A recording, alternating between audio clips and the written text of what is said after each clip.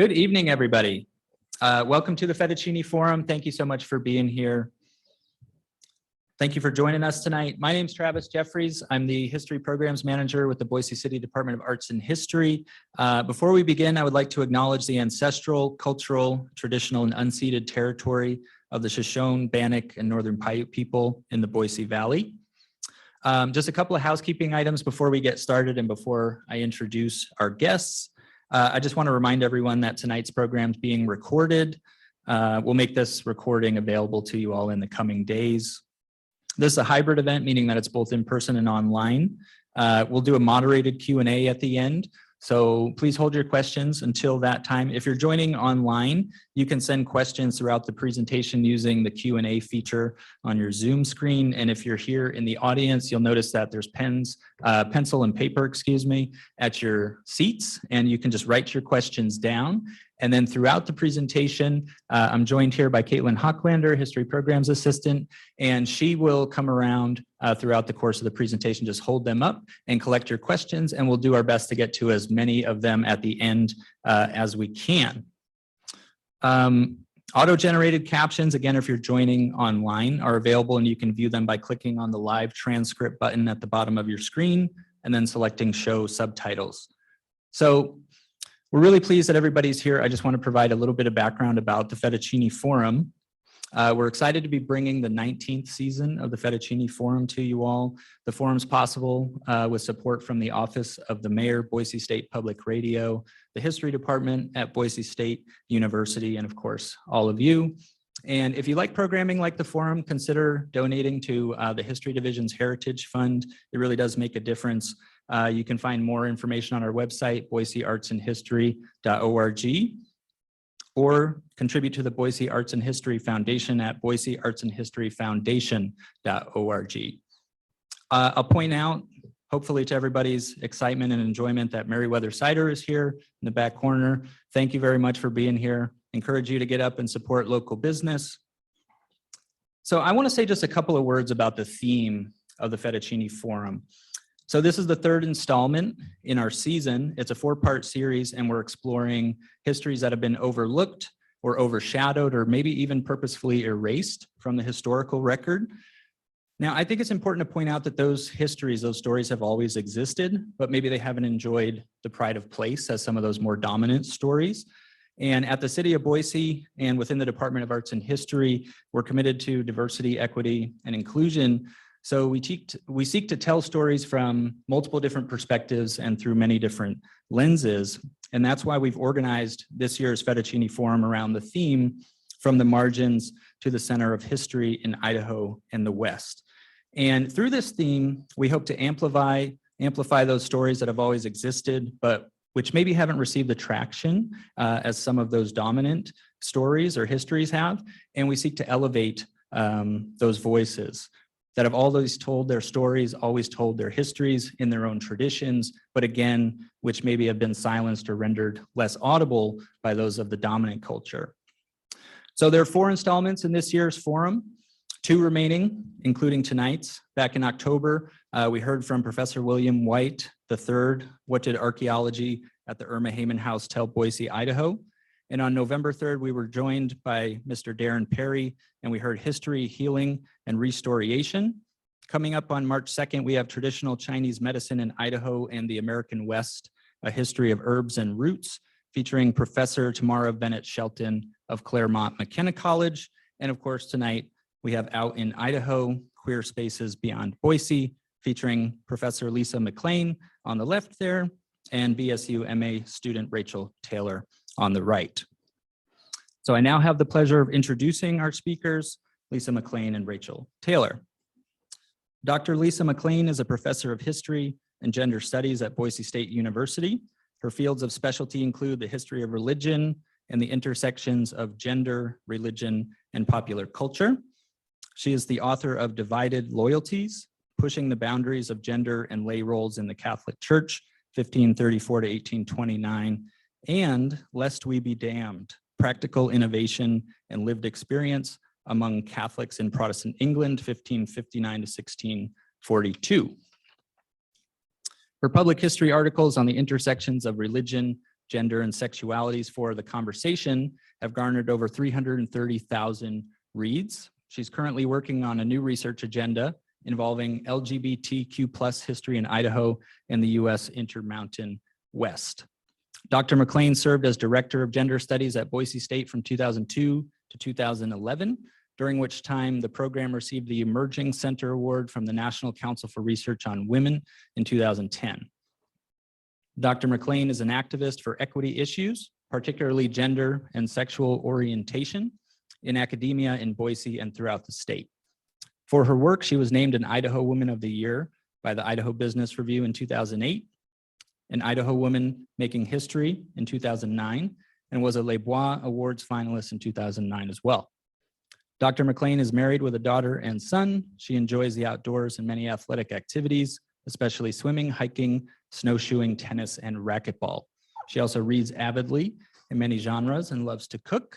She enjoys quiz-type games, and my personal favorite part of the bio, became a one-day Jeopardy champion in 2006. Rachel Taylor is a graduate student and teaching assistant in Boise State University's History Department. They study Idaho's queer history, comparing social and political life in queer communities around the state. I'm now pleased to turn our time over to our speakers.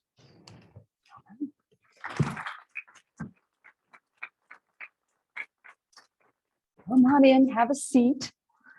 Like most of my classes, all the cool kids are sitting in the back, so we got a lot of seats in the front. I want to thank everybody for coming out tonight. And y'all should have anticipated this because I'm a professor. Pop quiz, okay? But it's going to be real easy because all I want you to do is question your own perceptions, okay? When I ask you the question, and can we cue up the PowerPoint here, please? No? Nope. Yes, there we go. Okay. So first of all, do you think that if you are LGBTQ in Idaho, you would have the best life if you moved to Boise? You think that? So people are already raising their hands. Or here's the second question. Just think about your assumptions. When I tell you the idea of rural life for an LGBTQ person in Idaho, what sort of thoughts or experiences or possibilities come to your mind? Well, and see, that's exactly what Rachel and I started hearing when we interviewed people. For example, a fourth generation Idahoan named Ned Brewer, who is an ardent human rights activist, and he used to own Bogey's, which was an all-gay bar that was once the largest disco bar in Idaho back in the 1980s. He's told us, he said, that if you are Idahoan and you're LGBTQ, you move to Boise. I figure Boise draws in just about the entire gay population of the state. You figure that any gay person in rural Idaho has got to come to Boise. And Boise and Sharon Matthias, right there, she tried to interpret, why is this? And said that maybe the anonymity that an urban center provides gives you a little more wiggle room to pass and get by. And Jim, at 33 from Boise, he tried to imagine to himself, if you were gay in a place like Rupert or Salmon, how would you survive? And he finally concluded, if you're gay and you live in Idaho, you go to Boise. It's that simple. Or is it? Because the more Rachel and I started looking, the more we started finding evidence of LGBTQ folk in rural Idaho everywhere, and they weren't hiding. So, before we delve into some of the stories, I want to have a couple little caveats on, first of all, on language. Now, when we were asked to title this presentation, it was last September, and we did it Queer Spaces Beyond Boise. But since then, we've talked to some folks who were gay or lesbian back in the 50s and 60s after the Boys of Boise, and the word queer was used as a weapon against them, and it can be very, very hurtful. Now, Rachel identifies as a Gen Zer, and for her generation, reclaiming the word queer has been very, very important. So I'm going to be using LGBTQ. Rachel's probably going to be using queer most of the time, but that's sort of how we're thinking about this, okay? So let's dive in. We have got evidence of around modern times. Look at all the pride parades there are throughout the state. How many people have been to Pride in Boise? Yeah, it's fun. But have you ever been to Pride in Coeur d'Alene, Idaho Falls, Twin? Some people have, yeah, that's great. Rachel's been to Rupert, okay? One of my favorite finds from early on was this Idaho Daily Statesman, now the Idaho Statesman, headline from 1904, Joe Monahan was a woman. This was front page news back in 1904. And Monahan had lived for 18 years out in the Owyhee Mountains in eastern Oregon and western Idaho, and had farmed and had ranched. And when Joe passed, his friends laid out his body and discovered that he had the genitalia of a woman. Hence, the headline, Joe Monahan was a woman. The article writer immediately reverts to female pronouns, referring to Monahan as a she, but gives us the interesting bits of information that Joe Monahan, nobody suspected that Joe was, in their terms, a woman, certainly not in Joe's own terms, but said that he basically performed all the labor of a proper husbandman out on his ranch, served as a juror on multiple occasions, was always voting. But one thing that has always struck me about this piece is that the article writer shows surprise Joe Monahan was a woman, but doesn't show moral judgment. I don't think. There's not this, oh, this is some scandalous monstrosity that Joe Monahan has committed against all of his. No, it's more of a curiosity thing back then. And I think a lot of the judgment here in the United States and in Idaho in particular starts later. So Monahan's story is an indication that there are LGBTQ people outside of Boise. They've been here for an awful long time, and they contributed to building our state into what it is today. In the 1920s and 30s, we find evidence that there were LGBTQ people as itinerant laborers working in the logging industry, harvesting crops, and certainly working on the railroad. We are very lucky to have a man named Maury Graham who left us his autobiography. He's a self-proclaimed hobo. And he worked on a variety of railroad projects here in Idaho in the 20s and 30s. And he says that by the 1930s, the hobo camps were segregated really clearly and obviously into the sections of the camp where you wanted same-sex relations and those where you didn't. He just tells us. And people like Morris Foote, who's a native of Caldwell and lived in Middleton a lot of his life. In the early 1950s, he said that he knew all about same-sex relations, that they were possible, but the thing is he'd never been told there was anything wrong with them as long as they happened between consenting adults. So what the heck happened? Well, most of you have probably heard of the Boys of Boise scandal from the 1950s. This is a 1950s McCarthy-era witch hunt that happened right here in our town. And it's something that historians Warren Blumenthal and Diane Raymond, in their book, Looking at Gay and Lesbian Life, describe as one of the most famous cases involving police harassment of gays in US history. And yes, that was us. About 1,500 people were questioned, many were imprisoned, put on trial, sentenced to years in prison, and lives were ruined. It got turned into a national book by John Gerasi called The Boys of Boise and got made into a documentary in the early 2000s. But the fallout from this impacted LGBTQ people in Idaho for decades. Ned Brewer described it as 20 years of hell after the Boys of Boise, in which he was too fearful to seek out male companionship. But then Stonewall happens, 1969. This is the New York City riot that is generally credited with sort of starting the gay rights movement. It didn't. The gay rights movement was already going, but this was just the most visible manifestation. And people in Idaho knew all about Stonewall. And they got the idea that in urban areas like New York City or San Francisco, you could be out, you could be living out and proudly as a gay or lesbian person. And isn't that the dream? Well, it is certainly one model of LGBTQ identity. It's one of the most visible, the most talked about, the most familiar, but is it the only one? So Mark Musto from Kendrick, Idaho, this is a town in Latah County with a population of less than 400 people. He knew he was gay growing up. And he admits, he said, growing up, I always thought I wanted to get out of here. He had heard about San Francisco and Seattle and New York City, but then he changed his mind.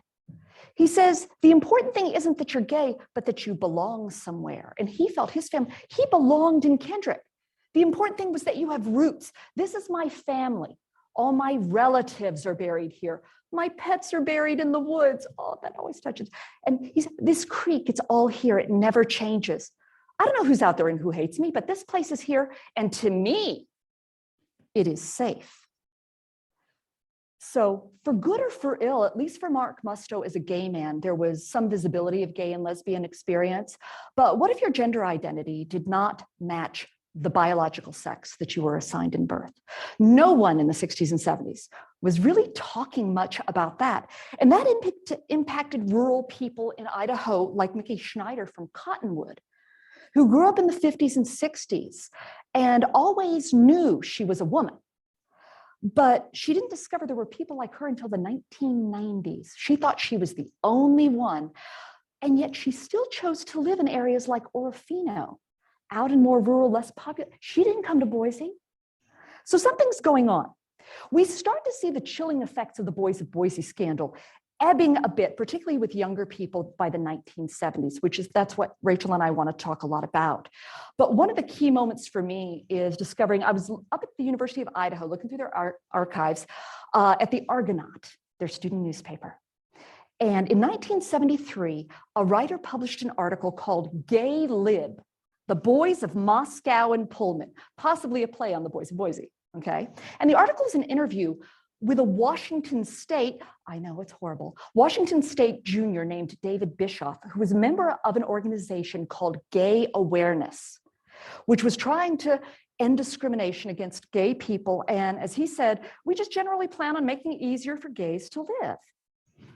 And the interesting part about his interview is even though he's Washington State, he says there were about 30 people coming over the border to Pullman from Moscow.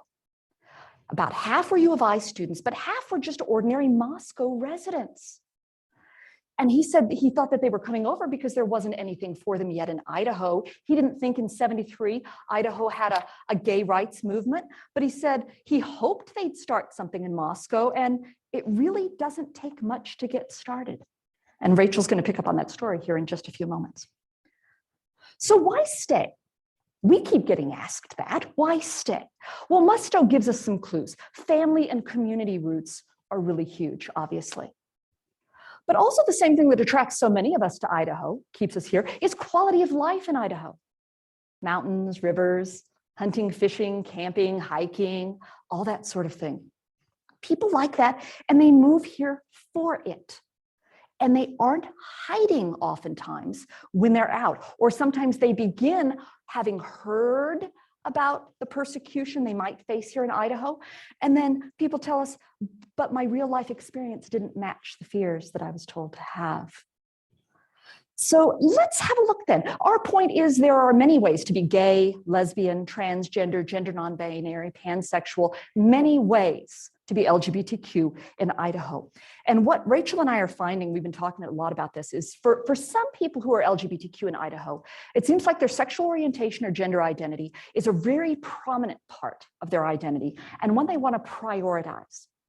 So an urban space gives them an opportunity to do what matters to them, which is being out and being proud and being part of a visible LGBTQ community, often politically active, working for greater equity.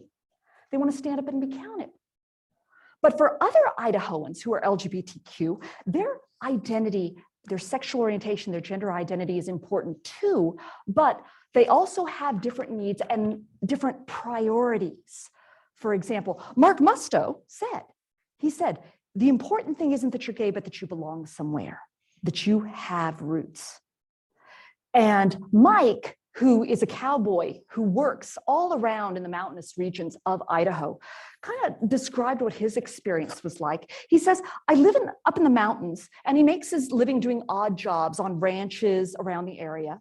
And he says that he has so much experience with cattle and packing in the backcountry that he can live quite comfortably. He says, I like the old life. I admire honesty, self-reliance, and family. Up here, I'm Uncle Mike. I make killer pancakes, even if it's on a griddle over a fire a dozen miles from the nearest roof.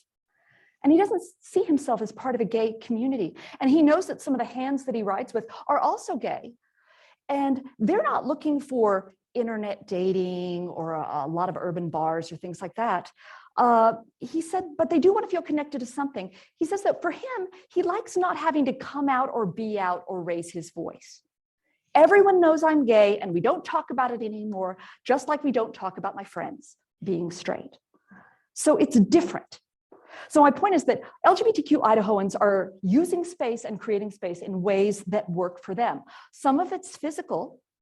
Some of it's also on the printed page. One of my favorite discoveries, I mentioned this on the Idaho Matters, is Sharon Matthias gave me a huge box full of Diversity magazine back issues. And this is an LGBTQ publication throughout the state that was published for 25 years. And I found this regular column called The Cowboy Way. And it's by two gay cowboys, Buck and Jake. Sometimes it's Buck who writes, sometimes it's Jake. And they write about all sorts of issues about living out in rural Idaho as gay men. And sometimes it's very much about ordinary, mundane issues like house hunting in rural Idaho. And at other times, it's how do you butcher a beef? And then what the heck do you do with 6 to 9 pounds of beef liver? One can only have so much. And I did have a picture here of a headline that was one of my favorite ones, but the file got corrupted, so I took it out when I got here. But it talks about how when your bedside table contains your condoms and your shotgun shells. And to me, that kind of epitomizes sort of the blending of both LGBTQ and rural life and identity. And that's what they do. And I'm not trying to say it's easy, because oftentimes it really is hard, or that there isn't hostility of sorts. But there are opportunities.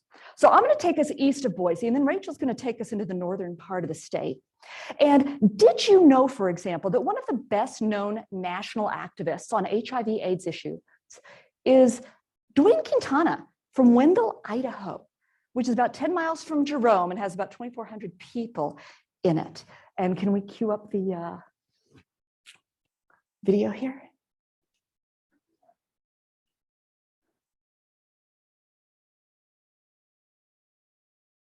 Are we good?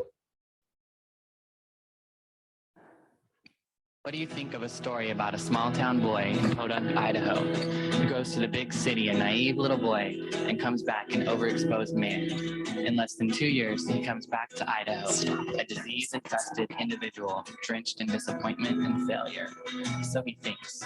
He's actually radiating a great energy, a positive, influential awareness to all with an open ear. Hi, my name is Dwayne, and I'm HIV positive.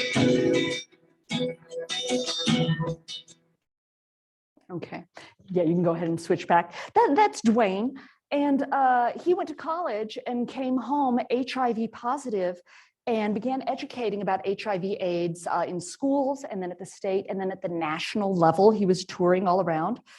But this documentary that he made called I'm Just Me, Just Like You is about how he came home and then he had to come out as a gay man and an HIV positive man to his family and to his community in Wendell. And he spent a lot of his adult years here in Idaho, living sometimes in Boise, sometimes in Wendell. And he says he felt comfortable in both places. He felt accepted and he felt safe. And that's what Rachel and I keep finding over and over in the evidence, is people in rural communities aren't hiding. People know they're gay, but they're part of the community. They are known. As one man, Jerry Galloway in Kendrick said, I'm gay, but I'm their gay. Okay. And I met Dwayne about 15 years ago when students in one of my gender studies classes did a service learning project with an organization that he created in the state called Alpha, Allies Linked for the Prevention of HIV and AIDS. It existed in Boise, Nampa, Twin Falls, and I think he got a branch going in Coeur d'Alene as well. And the goal is to show people how to live their positive best lives with an HIV diagnosis. It was all about positivity. He was diagnosed in the 90s and he's still going strong. When I was researching him, I found a podcast interview he did right after the COVID shutdown happened with the pandemic on Native as I Am with a California podcaster who used to work and volunteer at Alpha. So that's cool. So let's go a little further east then. And if we go further east, you know we have to deal with religion. You know religion is one of my things. And I will be very upfront about the fact that I am Christian myself. So take this as you will. But the fact of the matter is that for many of us, our faith is an important part of our identity and our sense of community.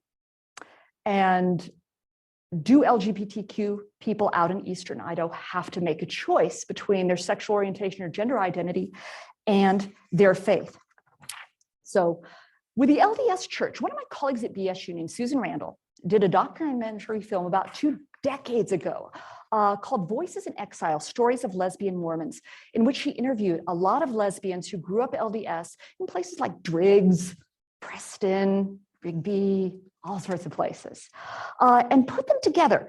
And most lesbians who were interviewed said that they didn't know anybody like them when they grew up. And this really speaks to the importance of telling these histories, being seen, and representation. For example, Sandra Wollstonholm, who is from Driggs, she said, we couldn't be homosexuals because they rode bikes and wore spikes around their neck, and that's not what we looked like. So of course, we couldn't take on that label. And she said that they didn't have any role models. And she really wished she had one to just say, to look at someone and say, that's who I am. So the people she used as a role model were those who she thought might be lesbian, but she wasn't sure, but you really admired them, she said. And an awful lot of lesbians back in the 70s and 80s wound up fearing excommunication, didn't want to leave their religious community. So they wound up getting married to men, living straight lives for years and raising families, like Guadalupe Garcia and Dallas Chase did. Some left the church, but not all. And Mary Jones and Brenda Boyle decided to stay. And their story gives us an idea that of maybe what some more opportunities might be out there. And Sandra Wollstonholm, by the way, also had a very committed lesbian relationship for 20 years. Okay, so Mary Jones said that they know they could have their names removed from the Mormon church, but it hasn't happened yet. She's not entirely sure why it hasn't happened yet. And people always ask her, ask both of them, why do you stay? Why do you stay in a church that does not fully affirm you? And Mary in particular is very vocal about this. She said, this is our home. And it's sort of like what Mark Musto said about Kendrick. We have roots here. This is where we belong. Mary says, I am a DNA Mormon. She says that I am a descendant of Joseph Smith. I'm a 4th generation pioneer. And she says, this is my culture and roots. I should be able to be part of this. So they have stayed, and they are both Mormon and lesbian, and it's not like other people don't know. There's a very famous event, a parade and floats every July in Pocatello called Pioneer Days that celebrate the pioneers coming into this part of the state. And they go there, and there are signs, no bigotry, signs, lesbian, mother, returned missionary, love makes a family, all of that.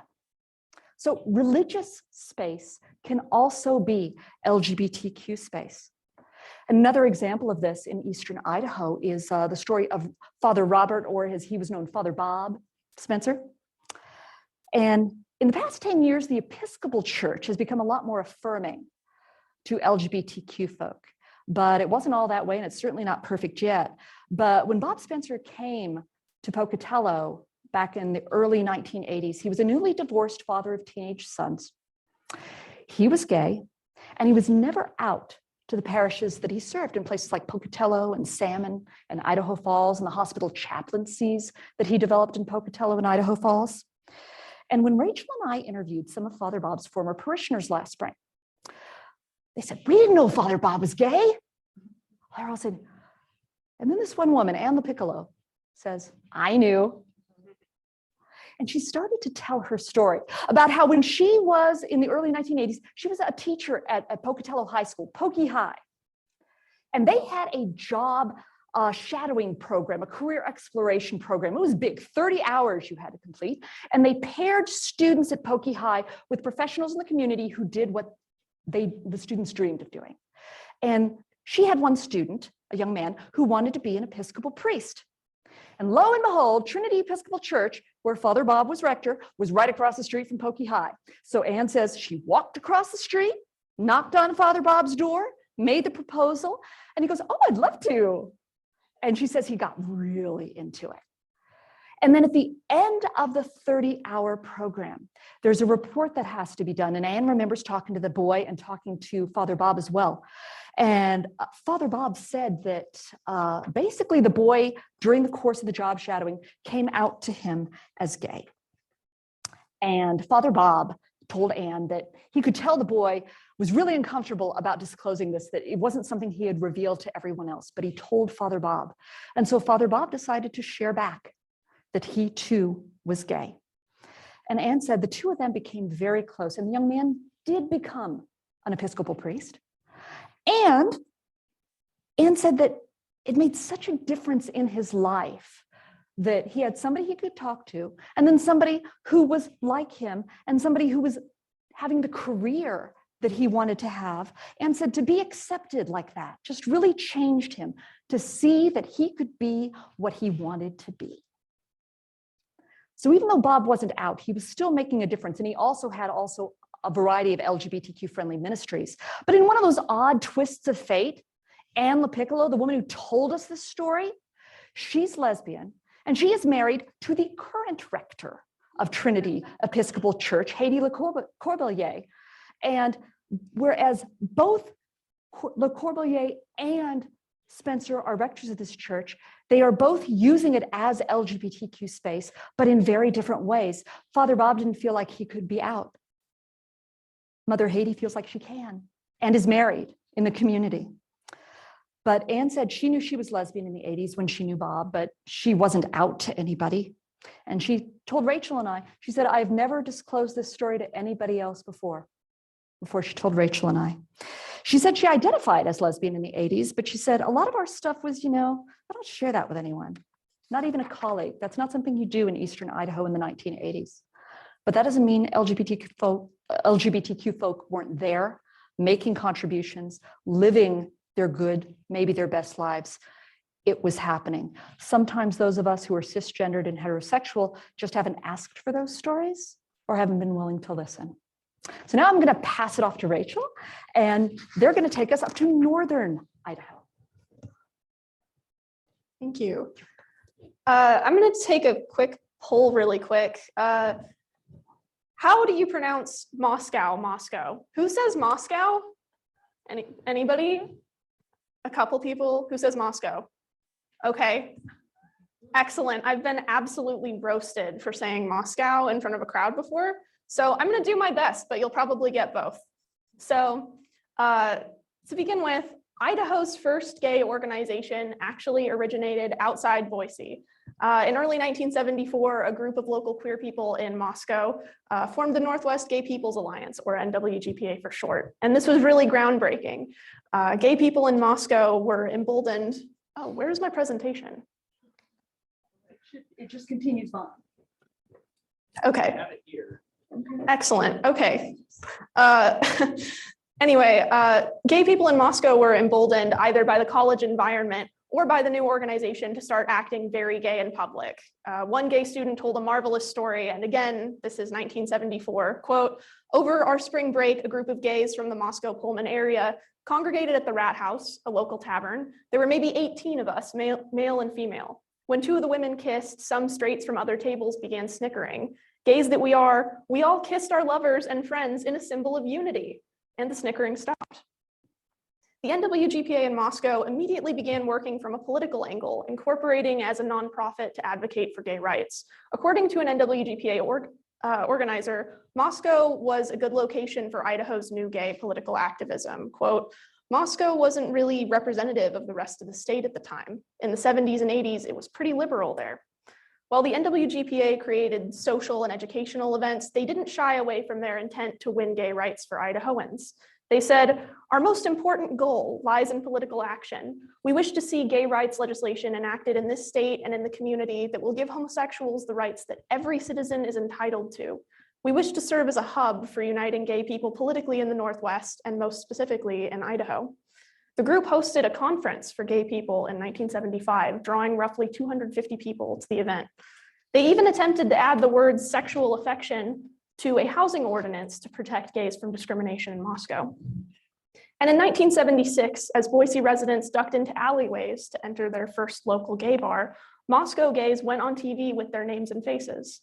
The news segment, Sweet Land of Liberty, Moscow Pullman Gay Community, opened with a comment from NWGPA member Chuck Bishop Pizarro, pictured on screen. Quote, from what I understand from people who have lived here for a while, It seems that Moscow is the place where you get called fag, but nothing happens to you. It's southern Idaho where you get beaten and people didn't bother to say fag. They just went ahead and beat you to death. Moscow gays actually argued they were safer in Moscow than Boise. However, not all straight people in Moscow liked the news statement. Police officers publicly arrested Gib Preston, the NWGPA president, for unpaid traffic tickets after a strange notice was put in the local paper calling for, quote, all members and associates of the NWGPA to pay all outstanding traffic violations to avoid police harassment. At the same time, local governing bodies attempted to censor the news program. 2 NWGPA founders eventually moved to San Francisco, believing it wasn't worth it to ride out the storm. However, the Argonaut, the University of Idaho student newspaper, editorial staff was supportive of the NWGPA, saying, let the rest of the world know that this city is aware of the problems of its minorities, that it does not feel that those minorities are its problems. The Argonaut congratulates KUID-TV and Mike Kirk, the producer, for an outstanding and worthwhile production. Side note, that is Mike Kirk of Frontline fame. He did begin his career as a student at University of Idaho. The news segment aired in Albuquerque and Phoenix on PBS, and a nationally syndicated gay magazine published an article about the program. Gay People's Union News also pictured. Due to controversy over the news segment, the local station held a roundtable discussion about gay rights in Moscow. 3 members of the NWGPA sat across from 3 concerned citizens, a local politician and 2 preachers. While the anti-gay roundtable members made mean comments about homosexuality, the people calling into the show were overwhelmingly supportive. The moderator read a piece of friendly feedback, saying, I like this comment. It says, the program is in excellent taste and feels that a true Christian would accept gays. The anti-gay speakers not only attacked the NWGPA members on a religious front, but on a personal one as well. A member of the Moscow Chamber of Commerce worried that a bunch of gay people might move to the city if it earned a reputation for its gay community. He said he wasn't concerned about homosexuals specifically though. Quote, if the American Nazi Party or John Birch Society came to town and suddenly designated this town as headquarters, I would have the same basic questions for them. An NWGPA founder responded, we didn't come to town, we were here, we're members of the community. NWGPA members staked their claim to Moscow. It was their home, just like it was home to everybody else who lived there. Over the next 2 years, NWGPA's influence shrank to include only Northern Idaho, and they shifted their focus to campus activities and local affairs. The club made itself explicitly distinct from other parts of the state. One organizer said, Moscow is more accepting than a lot of towns in Idaho. For the most part, people tend to be more open-minded and willing to talk and exchange ideas with anyone. But a University of Idaho student said, students think homosexuality is somewhere else if it exists at all. On one hand, Moscow gays claimed they lived in a progressive place, but they also knew the public ignored the possibility that gay people existed in their small rural city. At least they ignored gay people when it was easy and convenient to do so. Switching gears a little bit, a chapter of the Lesbian Avengers formed in Moscow in the early 1990s. The Lesbian Avengers were known nationwide for eating fire in front of crowds and advocating for gay rights as boldly as they wanted to. They brought that same energy to Northern Idaho in 1994 to help fight Proposition 1, an anti-gay ballot initiative. Lesbian Avengers mobilized local gays to protest Proposition 1 and educate the public. But instead of starting an ad campaign, they confronted locals through direct action. In one daring demonstration, the Lesbian Avengers crowded a bunch of gays into a club known for being homophobic and violent. They also partnered with North Idaho unions to promote their cause. Proposition 1 was defeated in the 3 counties the Lesbian Avengers organized in. To celebrate the victory, they ate fire in front of a crowd, chanting, "The fire will not consume us. We take it and make it our own." By the time they left, the group had fostered 2 Lesbian Avengers chapters, one in Moscow and a brand new group in Coeur d'Alene, the Lewiston Lesbian and Gay Society, a lesbian and gay rural organizing project, a pro-lesbian and pro-gay youth group at Sandpoint High School, and the seeds of an anti-violence project. Second place I wanted to talk about is Kendrick, and these are stills from a documentary I'm going to talk a little bit about. It's a town of fewer than 400 people, like Lisa mentioned. It's about 20 miles outside Moscow, and it's historically a very queer town.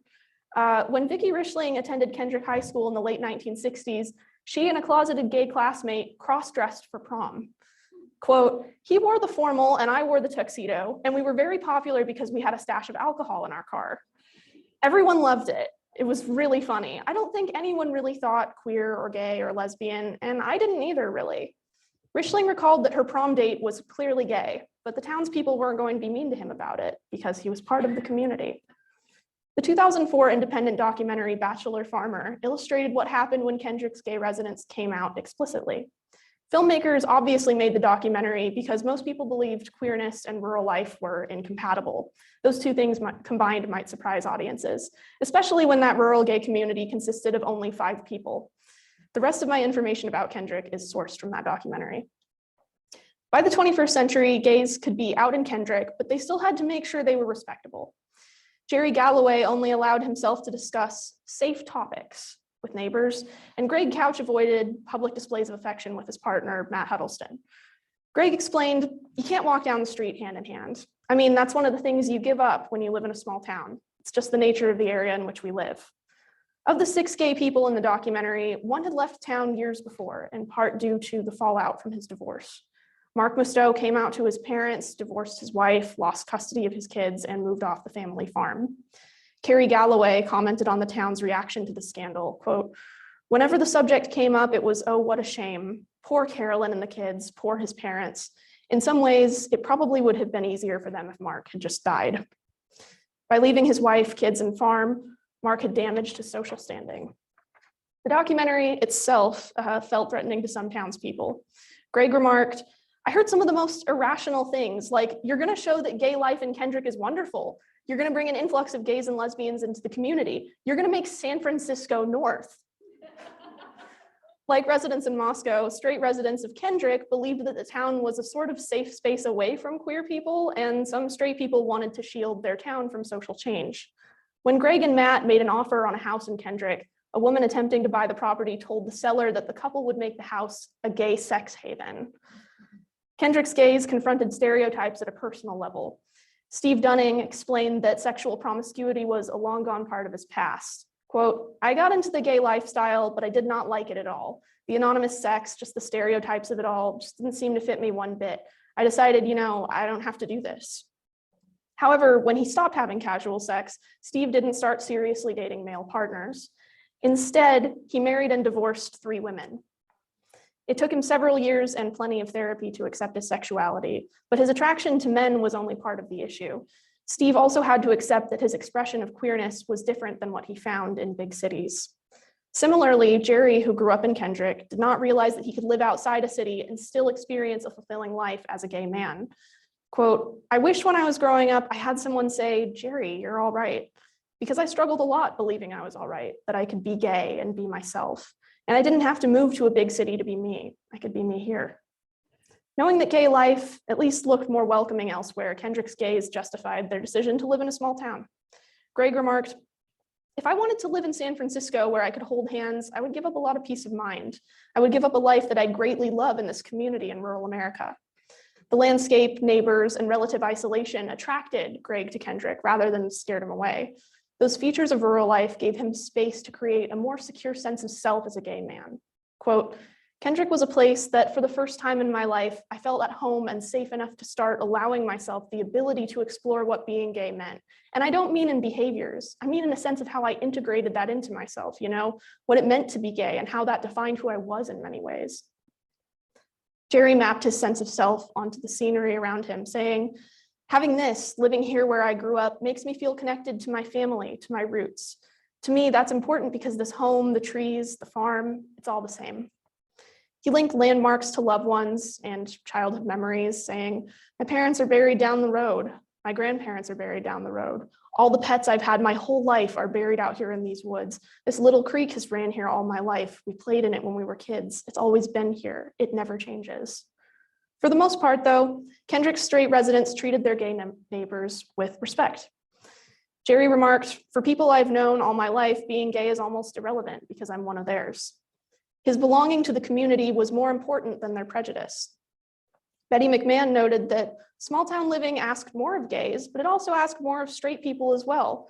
Quote, because we're a really small and isolated community, there aren't enough people to have enemies. You can't upset one person and go to another group for new friends. Betty, acting as a straight ally to Kendrick's gays, claimed that the other small town residents really listened to her when she defended gay people. Quote, "A few days after our conversation, they'll come back saying, 'I was thinking about what you said,' and we'll talk a little more. And a few days after that, 'Well, I was thinking you might be right on this part.' It's just this ongoing low-key education that can happen in a small community that might not happen anywhere else." To fight Proposition 1 in 1994, Kendrick's gays relied on their established relationships with other townspeople. They didn't have a big ad campaign like Boise or big bold demonstrations like Moscow.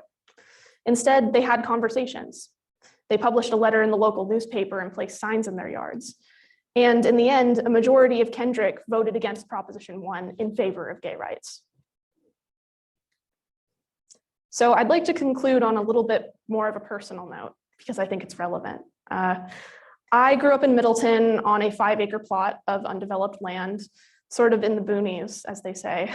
I knew I was bisexual at 13, and I wasn't isolated in the sense that I had a lot of queer friends, and it wasn't a big deal to come out in the 21st century in Middleton in the same way that it would have been 30 or 40 years ago. But I did feel isolated in the sense that I thought that me and my friends were inventing queerness in Middleton for the first time. And as a teenager, I so thoroughly believed that there was no history in Middleton or Idaho that I didn't even bother to Google it. When I chose to study local queer history for my master's program, I really worried I had made a mistake, because what if there was nothing? Seriously, what if I didn't find anything? When I got to the archives, I found that there was a lot about Boise, and I am deeply indebted to Alan Virta and his work preserving local queer history. I believe he's here in the audience somewhere. Hello. And of course, Boise had a queer history. You know, it's not a huge city, but it's a city. There are enough queer people statistically in Boise to gather together and do things and to have that documented. But it took me a couple months to find out that Middleton had a queer history as well. During the Boys of Boise scandal in 1955, a gay man named Morris Foote was afraid that he would be implicated in the consensual sex acts between men, and that he would be prosecuted and sent to jail, so he skipped town. And he moved to Middleton, where he lived for the rest of his life. He didn't re-enter Boise city limits until he read in the newspaper in 1976 that Boise got its first gay bar. And from then on out, he would drive to Boise, and he was a very active member of the local gay community. And he was a symbol of resilience, and I've only ever heard good things said about him. He started a Canyon County rap group so that queer people in Canyon County could get together and discuss issues and find community with one another. And I admire that a lot. He passed away in 1998 before I was born, so of course I never got the chance to meet him. But here he is in this photo from 1990 at Boise's first Pride celebration. He is the second from the right in the front row. He lived just a couple blocks away from my middle school. Queer communities have a really unique relationship to history. I've found that looking at activist projects in San Francisco and elsewhere, queer people start to gather information and document what's happening with themselves and with one another because they know it's going to be important to people moving forwards. And it's not just historians who happen to be queer. It is people who aren't professional historians who just know the importance of this stuff. I've found that looking backwards towards a shared past helps give meaning to our present. I've interviewed with Lisa several queer people, and I've also read several oral histories, and queer people that we've interviewed and queer people that I've read about often bring history books to show the researcher that they're talking to, insisting, you have to read this. This book is so important to me. I read it and it changed my life. This book changed my life. And I believe that knowing what I know today about queer history in Idaho, especially about that little bit of history in Middleton, would have changed my life growing up. And that's why I'm doing this, and that's why I choose to share it with you. Thank you.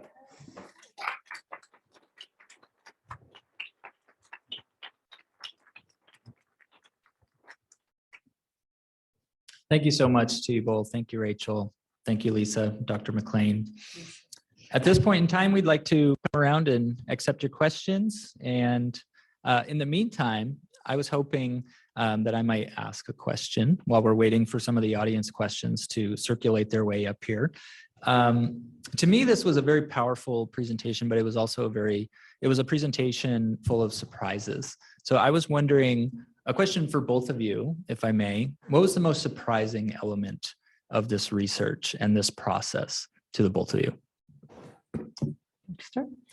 I think the most surprising thing for me, I mean, well, it was full of surprises. Again, I really didn't know what to expect. I didn't really expect to find anything. I think the most surprising thing was finding out that Moscow was the origins of queer activism in the state. That really surprised me, and the extent of their insistence on being political and not just being a sort of local club. Yeah. Yeah. I think my first surprise was just the sheer quantity of evidence. When Rachel and I tell people we're researching LGBTQ history in Idaho and they wonder, oh, can you find anything? The sheer quantity of it. And then the reason I had that pop quiz was just I suffered from many of the presumptions that if you wanted to be LGBTQ in Idaho, you would come to Boise just for opportunity and best life and all that. And it would, I'm not saying it's not hard out in rural Idaho, but as you heard, especially from Jerry Galloway that Rachel just talked about, people are living the lives they are choosing to lead on their own terms oftentimes. And that surprised and inspired me. Yeah, well, thank you. A question from our audience, what's next? What are the plans for this research, a continuation of this work? Because if I could tack on to the end of that, I personally would like to see where this work goes. And it also sort of, it sort of ties into, another question that I had too, and Rachel alluded to it by pointing out the scholar in the room, right, that impacted you so much. And is there a lot of work to sort of comparable work, right, of queer histories, LGBTQ plus histories in the Intermountain West or in Idaho? And if not, what's next for your own work? I will say that for me, I'm working on a thesis about this subject, which should be done in the next few months. I'll hopefully have my master's degree in May. So I can share that thesis with anybody who's interested. So there's that. I might also be writing a few additional posts for the State Historic Preservation Office about historic buildings with ties to the queer community. I'm not sure what I'll be doing after that. I will say, in terms of building off of established history, Alan Virta has done extensive work, especially around preserving and archiving local LGBTQ history. But there's also a researcher, Peter Boag, who has written about queerness in transient working men in the early 1900s, and so there is also that. But for the most part, queer history is a very emerging field, and the man who wrote the first book on American queer history, titled American Gay History, that was released in 1976, and he's still alive.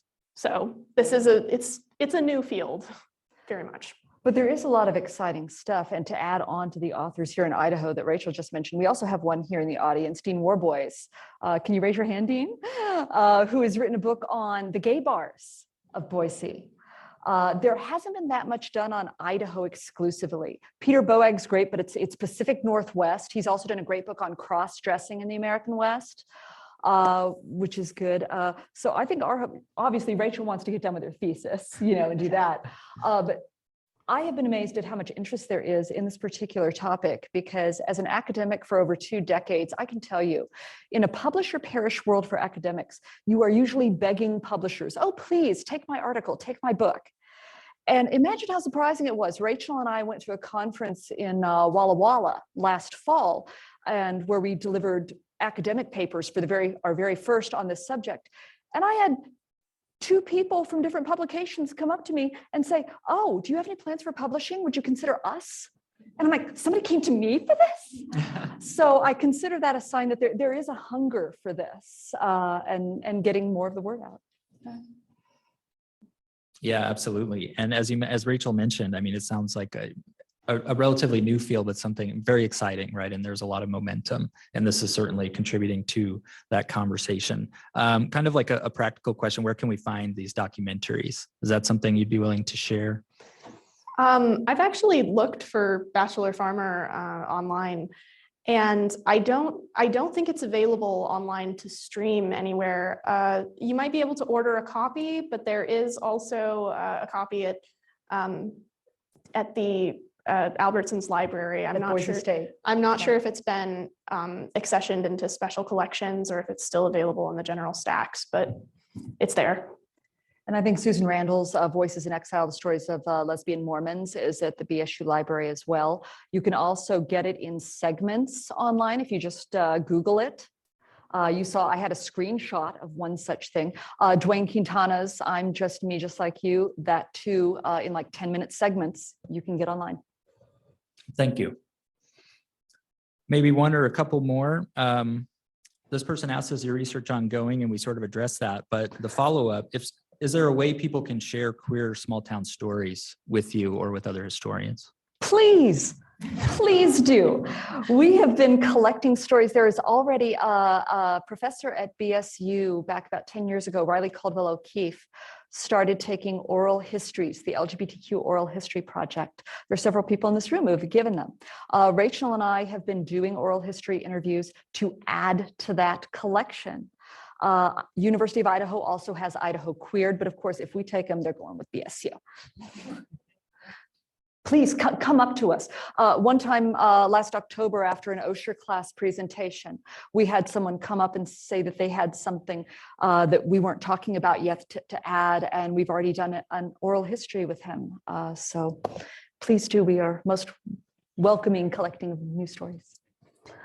I concur. That's please. Yeah. That's I think that we have a lot to learn from one another, and the process of historical documentation is ongoing. Like today is not history yet, but it will be eventually. And so make sure that if you have a story or something that you think might be important for posterity, that you share that. Because I'll be honest with you, we have had one person during COVID pass away just as we had already made an appointment for the interview, had the questions all prepped and delivered to the interviewee, and he passed due to COVID before we could do it. So these stories could be lost. So it's really important to collect them now. Yeah. Thank you. Final question. How can audience members be allies and stand up against discrimination? Oh, that's a wonderful question. I think engaging with history like this and showing up to a community event like this is wonderful. This is a great start. I mean, I'm going to hand this over to Lisa. She's much more involved with the activism end than I am. Oh, well, I mean, like you say, first of all, being willing to come here and inform yourself, but I would encourage you all, continue these conversations after you leave this room. Don't let it be a one and done. Go start a conversation over a dinner table, over a meal with your friend when you're working out, share some information. And also, just like I started tonight, pop quiz. Give yourself your own pop quizzes and say, what are my assumptions? You know, do I need to seek some more information on this? And then go look for reputable sources of information on it. And with there are a lot of very reputable histories of the US with Christianity here in the Pacific Northwest. And you can always get in contact. I'm going to voluntold Rachel and say, if you want recommendations, ideas to take a next step further with your own knowledge, send us an email and we'll be happy to chat with you. Absolutely. Thank you so much. Thank you both. Thank you all for coming tonight. Thank you for your questions. A lot of great questions. I apologize that we couldn't get to them all. We had questions on Zoom. We had questions here in the audience. Thank you all for your engagement. Thank you for being here. Thank you so much to our speakers, Professor Lisa McClain and Rachel Taylor. Thanks for being here. Have a good evening, everyone. Oh, one more thing, if I may. On March 2nd, we'll be presenting Traditional Chinese Medicine in Idaho and the American West, A History of Herbs and Roots with Professor Tamara Bennett-Shelton of Claremont McKenna College. So be sure to come out and see us then. Thank you all so much.